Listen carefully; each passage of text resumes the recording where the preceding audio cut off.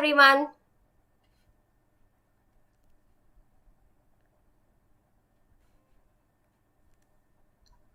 Hello. Hi, all of you.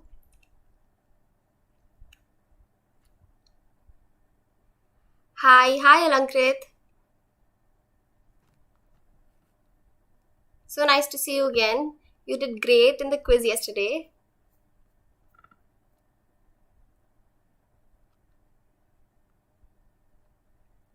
Hi.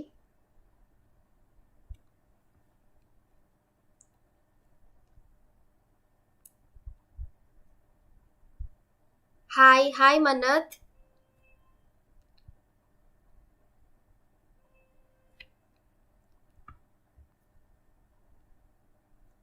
Hi. So I hope all of you have shared today's session's link with all of your friends.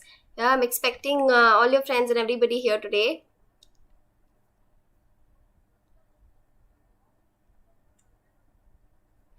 Okay, it's really great seeing all of you here.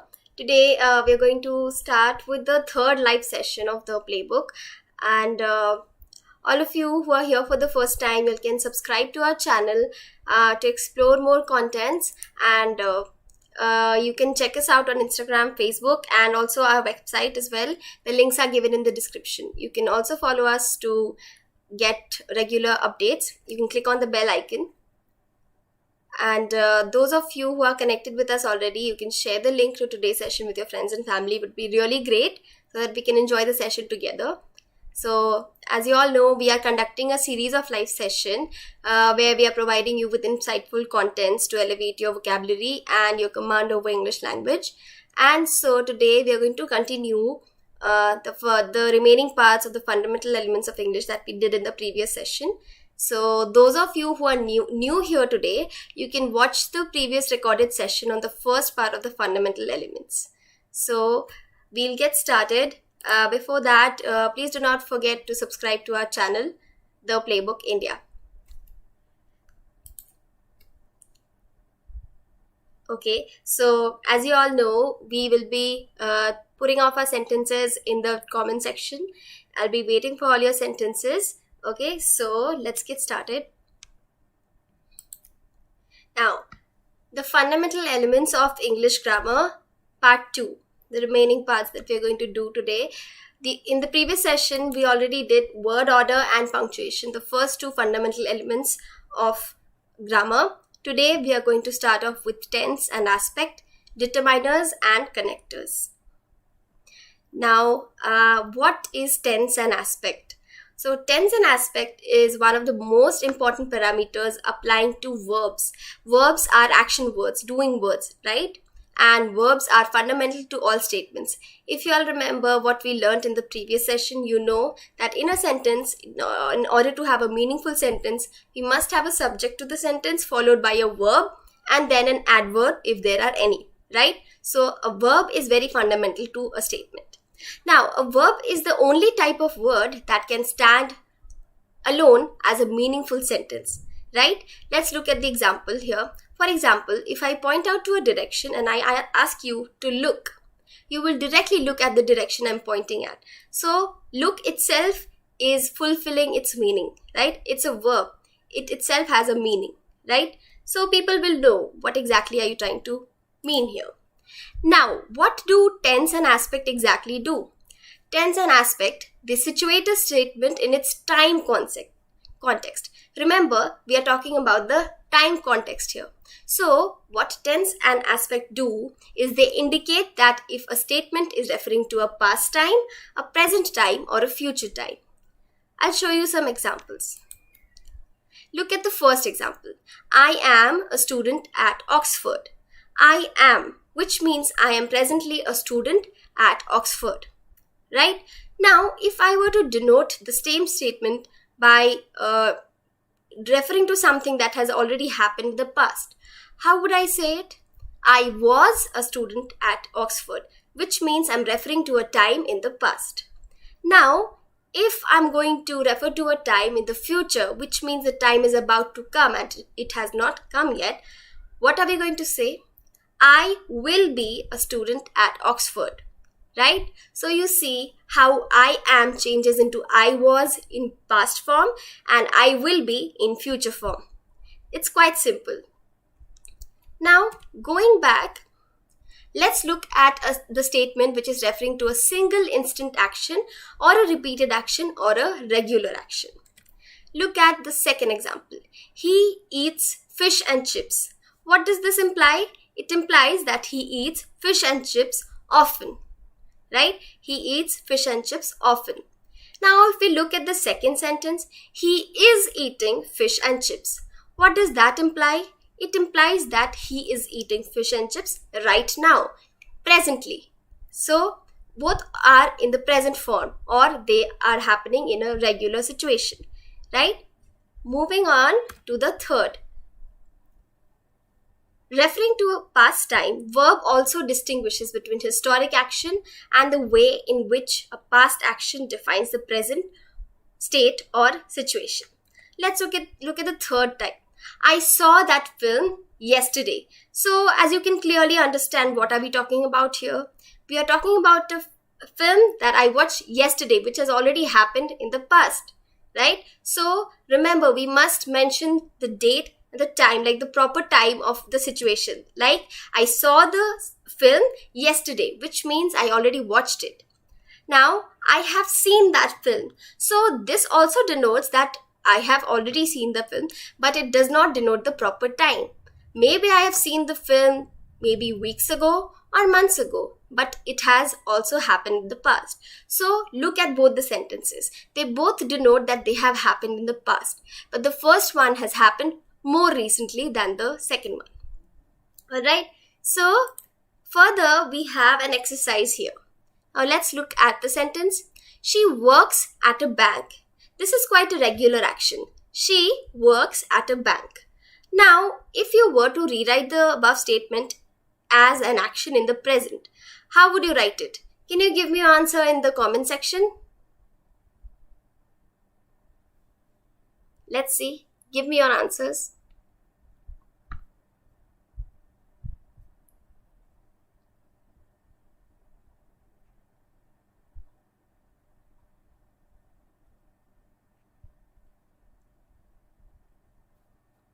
Okay.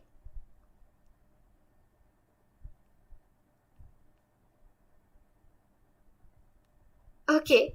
All right. Let me see your answers there.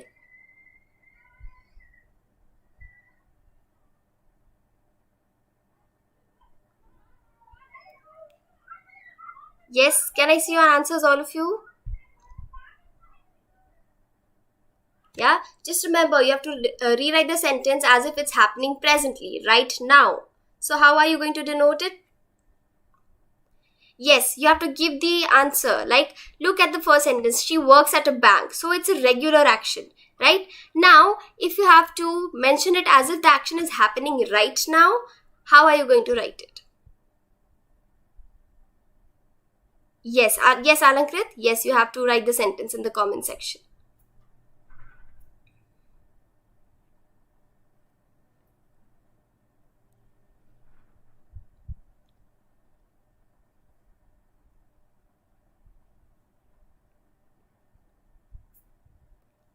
Yes, correct. Alankrit, correct. Abhyuday, you're also correct. Please do not miss out on full stop. We just did punctuation in the last session. So don't miss out on the punctuation. Yes, Alankrit, I got your sentence. Yeah. Now you've moved on to an action in the past. Yes. Okay. Okay, now if you were to write this sentence denoting it has happened in the past, so what would you write exactly? She worked. Okay, she worked at a bank. Okay, alright. Now if you say she was working at a bank, which means she was working maybe a few hours ago. Right now she's not working, she's going home. But when you say that she worked at a bank, it implies that she used to work at a bank, but she does not offer her services there anymore, which means she doesn't work there anymore. If you say she was working, which means she was working maybe a few hours ago, but now she has stopped working. But here, what is going to be a situation in the past? She worked at a bank. Okay. Yes, Abhyuday, she will be working at a bank. Yes. Yes, right.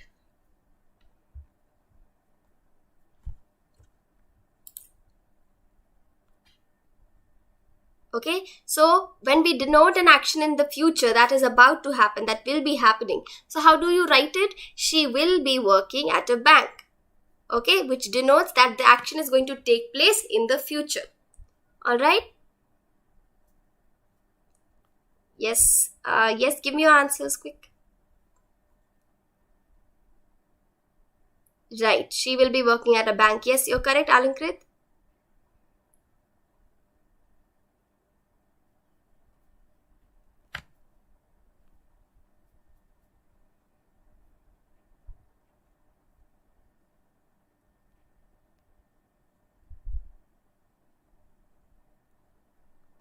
Okay. All right. All right, so let's move ahead. Now, I have told you what the point of tense and aspect is, what it really does. It tells us about the time context. So don't forget it. Next, we will be moving on to determiners. Now, determiners are used in conjunction with nouns. Conjunctions are joining words. Okay, keep it in mind. Conjunctions are joining words. So, determiners are used to join with nouns. Okay, as simple as that. So, in English sentences, nouns do not often stand alone, and a noun standing by itself is pretty meaningless, right? Let's look at a funny example. So, if I just say car to you, I just randomly say out car, and there is no context to it, right? And I do not say anything before or after it. Would you understand? Would it be clear to you? It wouldn't. So you see, the word car by itself is almost meaningless. Unlike the word look, just like we saw in the third element, we saw look. If we say look to somebody, they'll be looking at a direction. But if I say that, oh, car, will you understand what I'm saying? No. So there will be questions popping up in your mind that what car? Which car? Whose car? How many cars? Now, the reply has a meaning, right? If I ask you which car, you can say that car. As the word car is defined by an interrogative determiner. Now, interrogative means question, right? A questioning determiner. Now, what is the questioning determiner here? What, which, how many?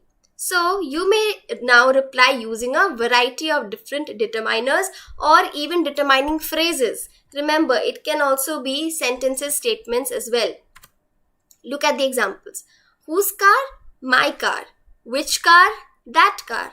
Where? That car over there. What type of car? A car with a powerful engine. How many cars? 5. Okay. So you see, if we added so many determiners to the noun car, like my, that, the car over there, a car with a powerful engine. How many cars? 5 cars. So you need determiners. They are very, very fundamental to add up with a noun. And otherwise, you cannot determine what is the sentence exactly trying to say.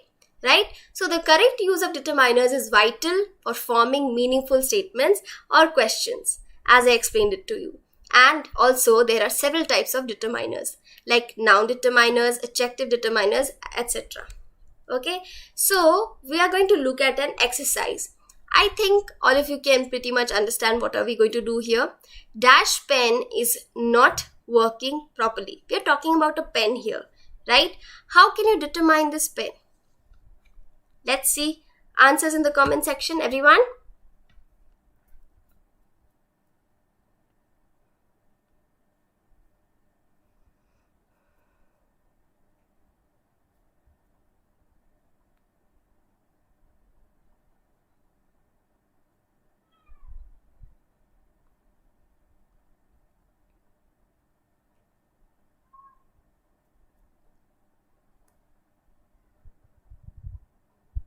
Okay, if you were to answer the second one, dash bikes are not parked in an orderly manner. What are we really talking about? How are we going to determine what is the sentence saying exactly about the bikes? It's saying bikes are not parked in an orderly manner. But what about those bikes? Yes. Let's look at the third one. Right. Alankrit, you're correct. Yes. My, those and whose. That's the correct answer. Very good. So whenever, okay, so like you point out at a book and you say, whose book is this? Right? So you're determining a relation, right? A relation of the book and the owner, right? So I hope you understood what the role of determiners is.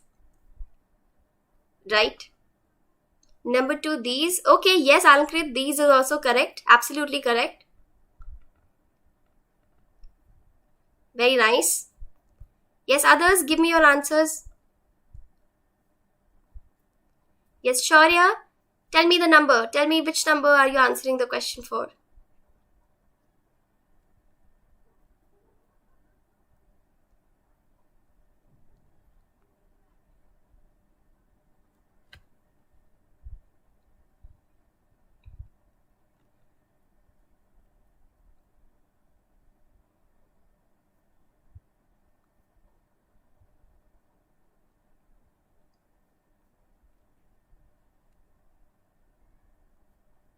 Okay, first one is that. All right.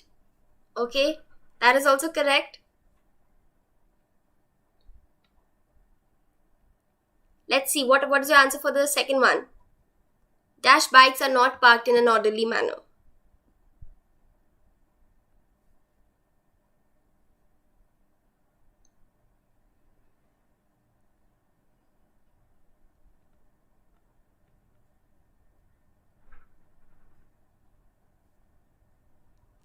Okay, those bikes are not parked in an orderly manner. Whose book is this? Absolutely correct. Okay, yes, Shaurya, you're correct. Okay, let me tell you the answers, everyone. So the first one is my, right? It can also be that pen or this pen, right?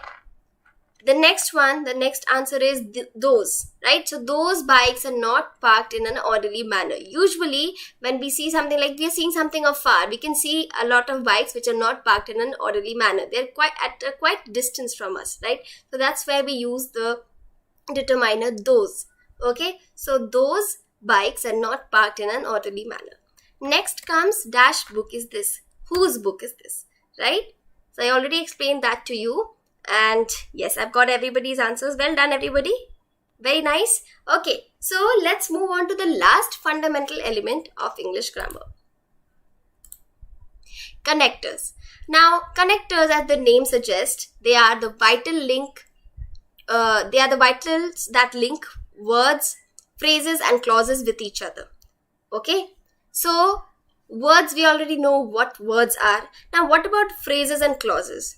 Now, phrase is a unit of words, right? A collection of 2 or 3 words or more than that, but they don't really carry an exact meaning and they are mostly used out of context. For example, if I suddenly say it the day before, or with the help from my friends, or I really like, don't you think the sentence is incomplete?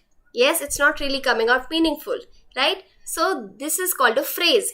Even though it doesn't have a meaning, you call this a phrase because it has a unit of words. Okay, now let's look at what a clause is. A clause is a unit of words that conveys meaning because it contains a subject and a predicate. Now, unlike phrase, clause has a meaning because it contains a subject and a predicate. Now, those of you who followed the first session on fundamentals of grammar, you know already what a subject in a sentence does. And what about predicate? A predicate is everything else that follows after the subject, right? Once you determine the subject in your sentence, whatever is left out is the predicate to your sentence, right? So clause is a unit of words which has meaning. Alright, so a complex sentence will contain more than one clause. Examples: I like apples, I feel unwell, or he drank too much wine. Okay, so these are all quite meaningful sentences, and now you know what clause is. Now you can ask a question like, then what's the difference between a clause and a sentence? Now, a clause has just a few sets of words, whereas a sentence has a full meaning and a reasoning to it, right? For example, I like apples because they are healthy, right? I feel unwell due to the smell. Okay, he drank too much wine and now he is sick. So I hope I could explain the meaning of clause and sentence to you all. Okay, now let's look at some subtypes of connectors. So connectors can express three different types of relation between the units that they link. Focus on the three types. They are coordination, of subordination, and of correlation. Now, what does coordination suggest? Coordination, it shows us a relation between words, phrases, and clauses that is expressed with coordinating conjunction, which determines a coordination between two subjects in a sentence. Like, let's look at the example. So, I like strawberries and cream. So, I like strawberries and I like cream. Will I be saying the sentence like this? No. What will I be saying? I like strawberries and cream. So I do not have to repeat I like again, right? So it's simply giving us a coordinating conjunction and where we can associate both the objects, right? Look at the second example.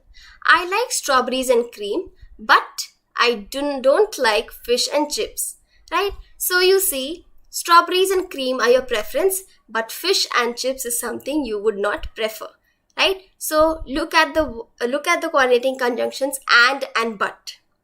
Can you understand the relation between the objects there that the conjunctions are trying to relate? Yes. So I hope coordination is clear to you. Now we'll be moving on to subordination. Now, subordination is a relation between clauses that is expressed through the use of subordinating conjunctions, relative pronouns, and some subordinating adverbs. For example, because, if, although, who, when, that. So what subordination exactly does is it attests a reason to the clause. Like, he loves tea because he is British. Usually British people prefer tea. So he loves tea. Why? Because he is British. Now, I know a singer who lives in London. So I'm talking about a particular singer who lives in London, right? He told the policeman that he had lost all his money.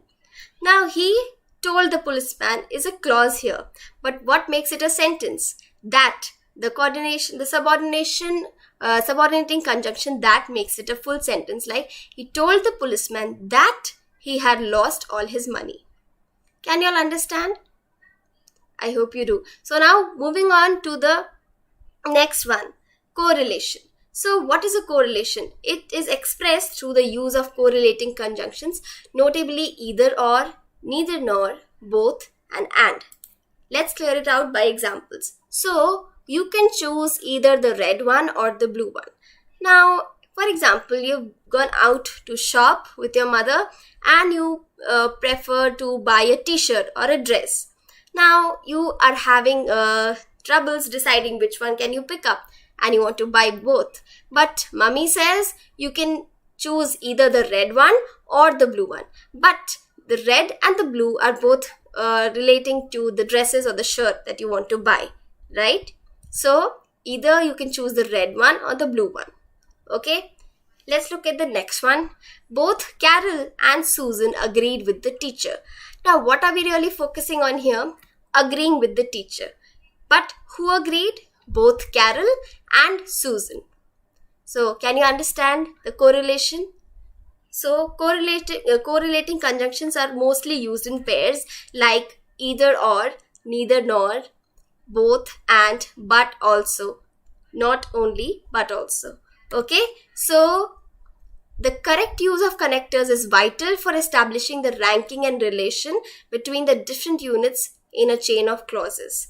Okay, so what this means is simply that using connectors is really necessary for you to make a meaningful sentence where you can establish a relation between two different clauses.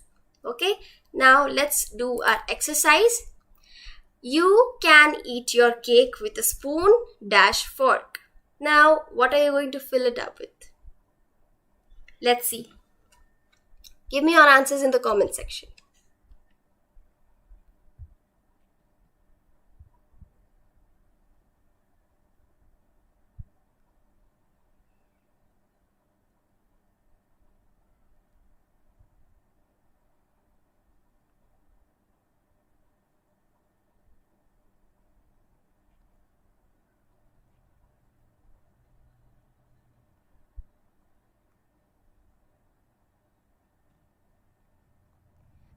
Okay, Alankrit, please number out your answers. Okay.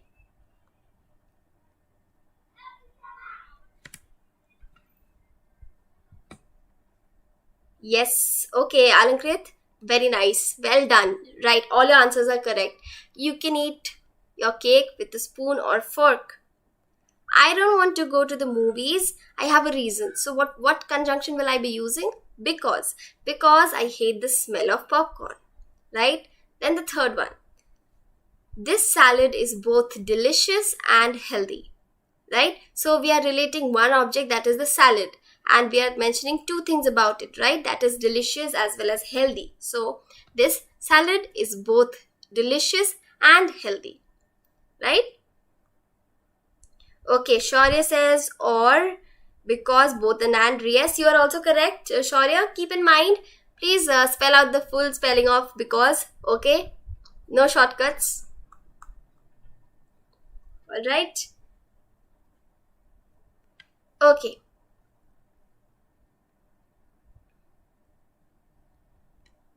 All right. So now, yeah, as you already know the answers here, or because both and, right? So now we have come to the end of this session today.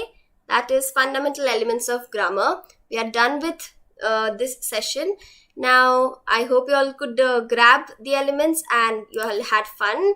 Now you have to stay tuned for more content, and in the next live session we are going to learn about the essential parts of speech of English grammar. Okay, so do not miss it out and subscribe to our channel. Share the link with your friends and subscribe to our channel. Okay, hit the bell icon for regular updates. All right, if you have any doubts, you can mention it in the comment section.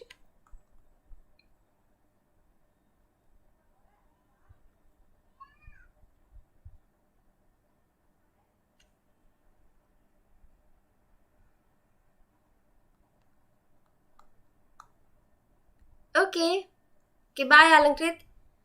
Interesting? Yes, Shaurya. Okay, I'm glad it was interesting to you. Join us in the next session and share the link with your friends.